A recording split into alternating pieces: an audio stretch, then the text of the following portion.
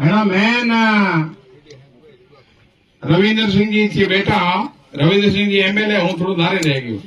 हमारी दुकान थोड़ी कम चले, अगर दुकान चलती है तो इन्हें ब्लैक लिस्ट कर लो। और बीजो कार्रवाई तो करा ही करा, जो भी हुए तो बहुत गलत हुआ है।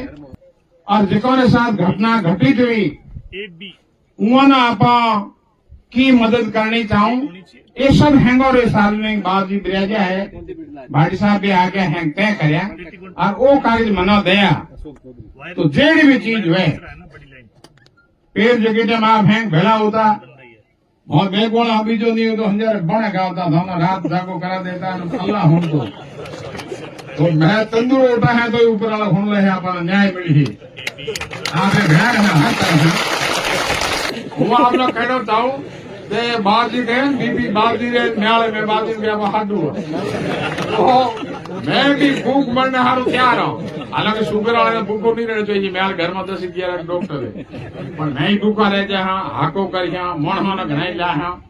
तो ये चीज पहली चीज तो अपने साथ न्याय हुआ उबेरो बिल्कुल न्याय मिलना चाहिए। आप जो तय करिए हूँ थोड़े तन मन धन भेड़ो हाँ